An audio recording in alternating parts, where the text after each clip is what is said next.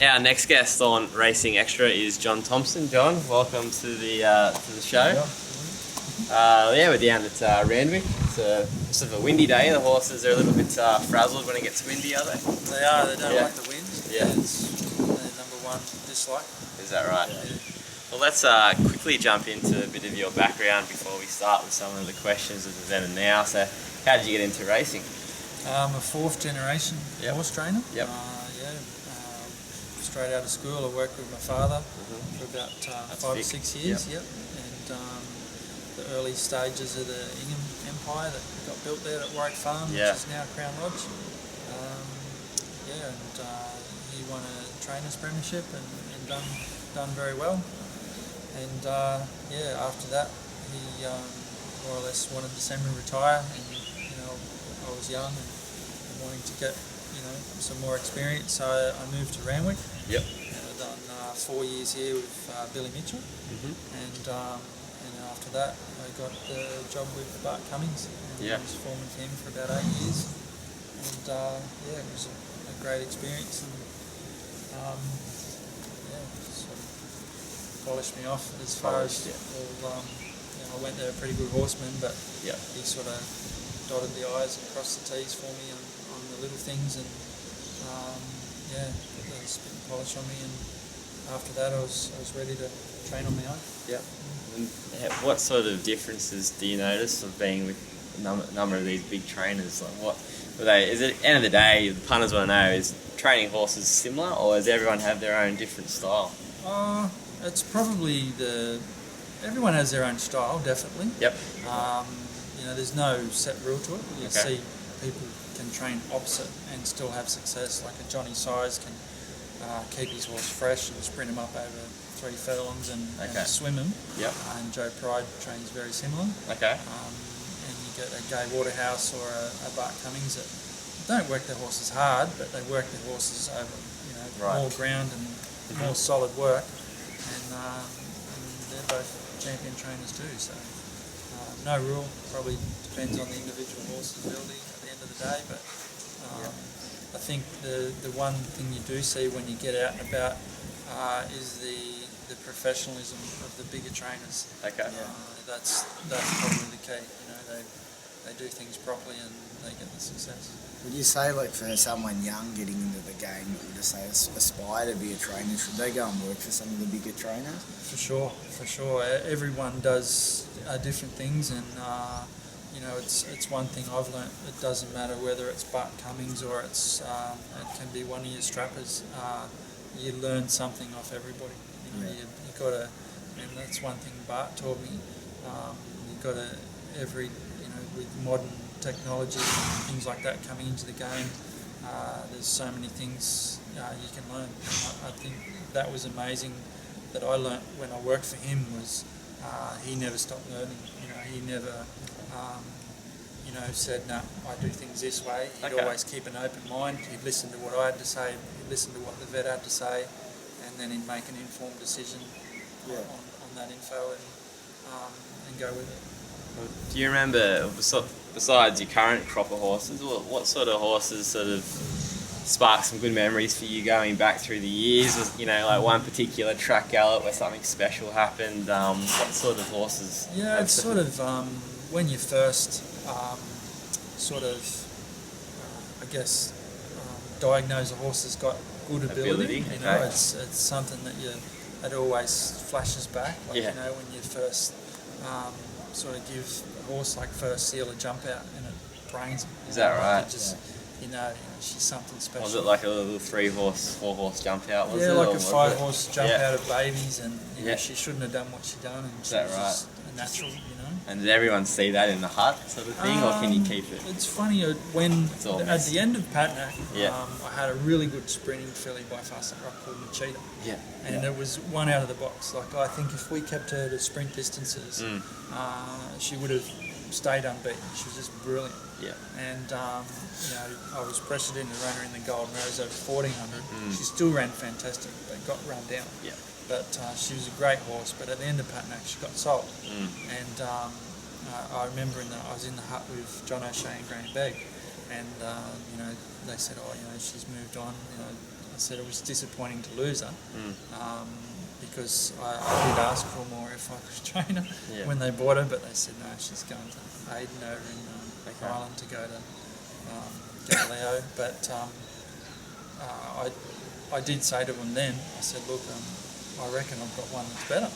Really? And, they more or less said, oh, yeah, you're dreaming, you know, those horses don't come along every day, but it was first sim. So, yeah.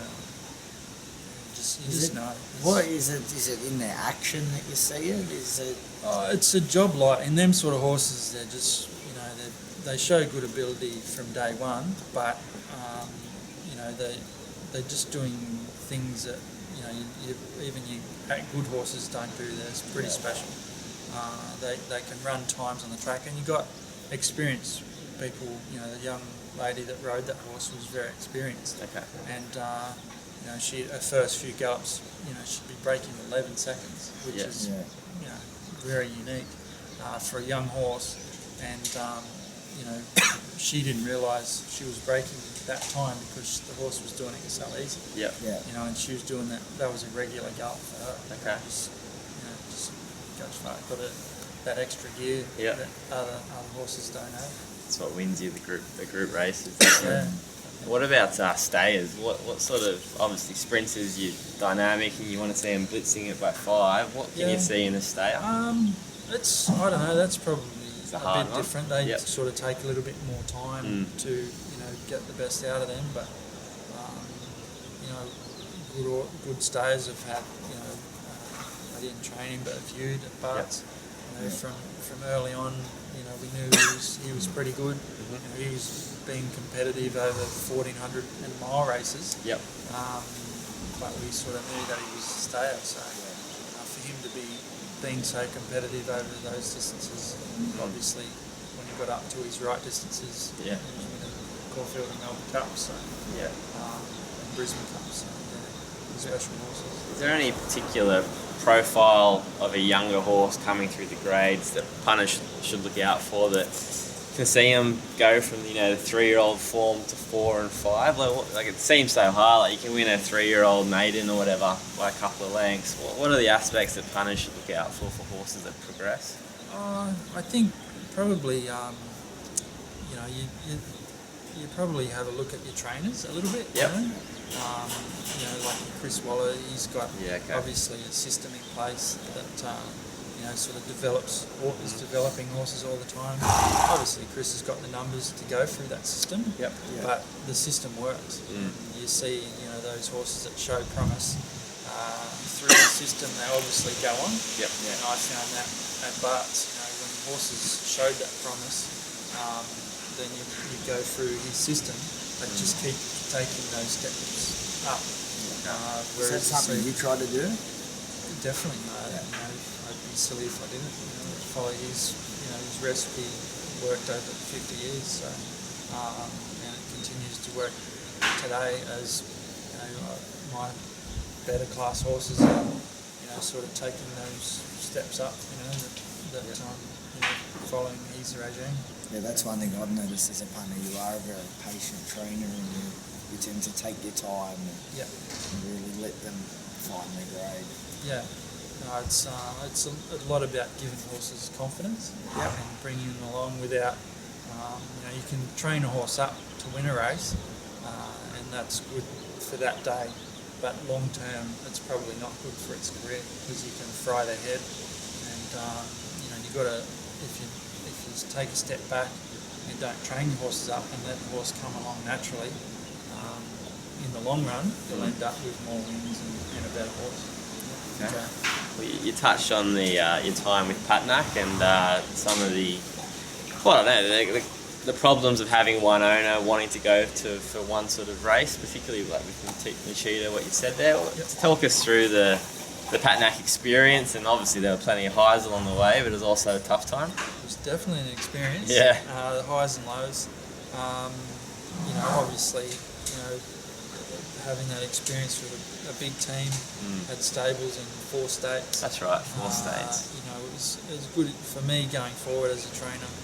I can take a horse, I won group races all over the country, so I can take a horse to any state and know nothing's new. You know, I can go anywhere and know exactly what I've got to work with Yep. when I'm taking a horse to Adelaide or Perth or whatever.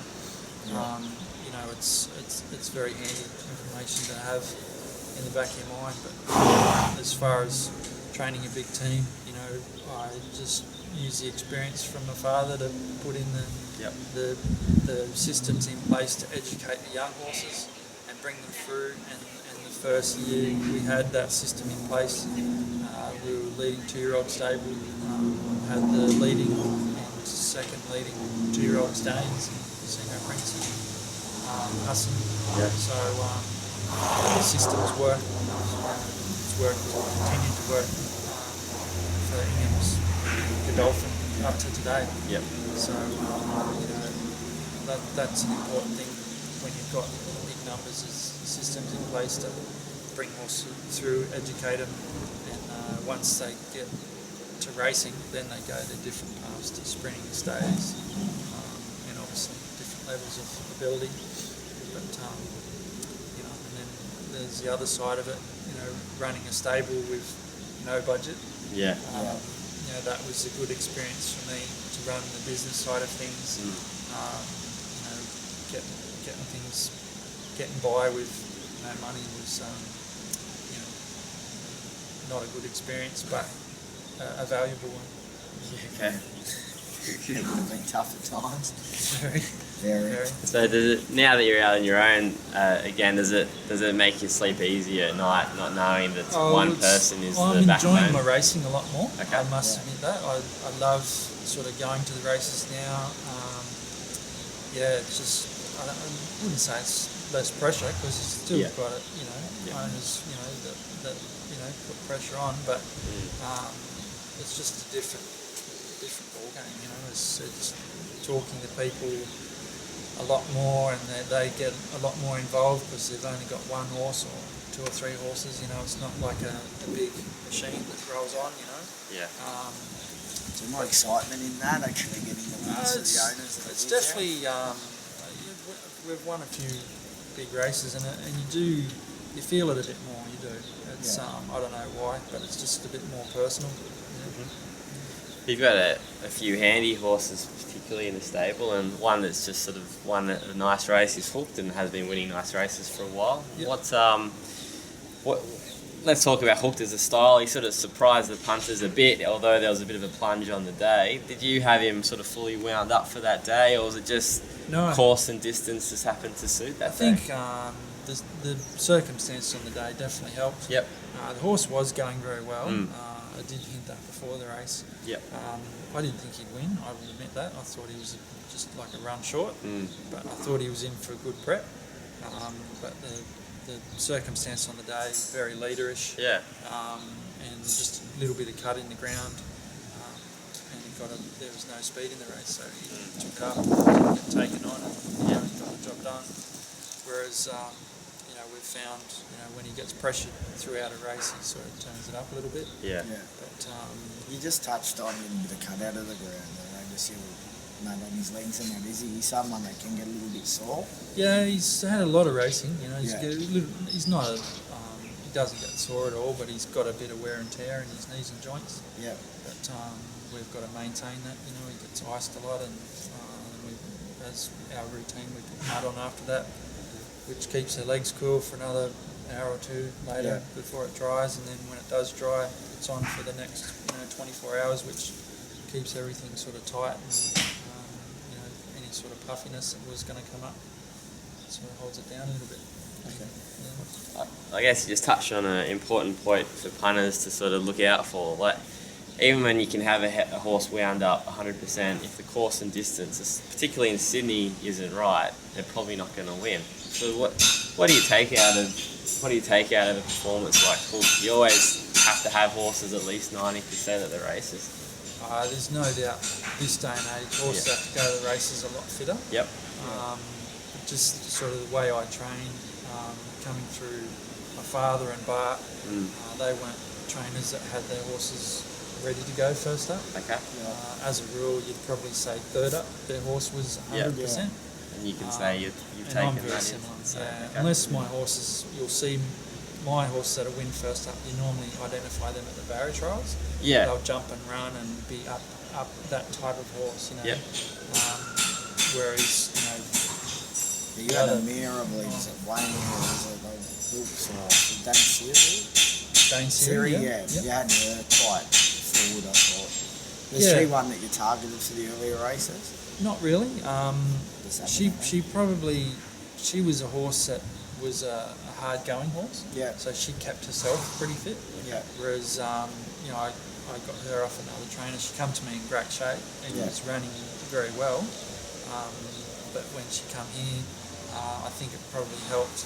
You know, she was racing here at Randwick, 2 minutes down the hill, Yeah. and previously she was trained up at Port Macquarie, which is whatever it is, 3 hours away. You know, that definitely helps horses. You don't have to travel so far, and you know, it took her to a new level when she went super.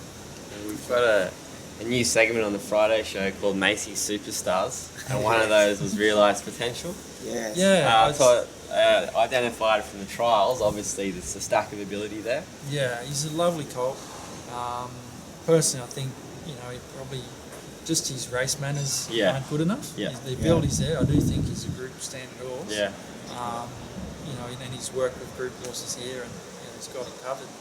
So, but I think just in a race, he's doing too much wrong. Like ideally, he's a mile 2,000 metre horse. Yeah, but right. He's racing like a 1,000 metre horse. You know, just jumps and wants to run. I think long Do you term, need a snip? I think he needs a snip. But Yeah. sometimes owners aren't real keen on that. Yeah, he's such a lovely looking type. Beautiful animal. And he looks a real stallion type and prospect. But Yeah. if he's not a racehorse at the end of the day, there's no use having him. And then the breed, the good horses we've seen, you know, your Toydinis and Bobans, they've, you know, shown potential early as colts, Right. but were erratic. Okay. And when they were gelded, they went to New real levels. top liners. Really You know, top so liners. Okay. And is he still in work, or is he gone for? he's gone for a spell. Yep. And the decision on the gelding is still back and forth. Well, just before we finish up, any other particular horses that you think the punters should look out for over the coming season? I've got some nice horses coming on. A lot of nice 2-year-olds. Yep. Yeah. I just got given a really nice 2-year-old filly to train by Street Cry Okay. out of Emancipationist, Right. and I think she's a really nice filly for the future. Okay. Yeah, and there's other horses here. I just got an older horse to train from Sandy Tate called Zanbar. Yeah. She ran second in the Oaks here for Guy Walden, Yeah. and she's just coming up to trial now. And if she takes what she's doing on the track to the races, she might, you know, win a couple of races over the summer. Okay. Okay. Beautiful. Beautiful. All right, John. Well, thanks for joining us on the show. Thank And you. yeah, we look forward to speaking to you again. And Aaron does some Q&A segments. I'm sure he'll always be in Yeah. contact with you. Exactly. Yeah. Thank you. All right, thanks. Right. So, Cheers.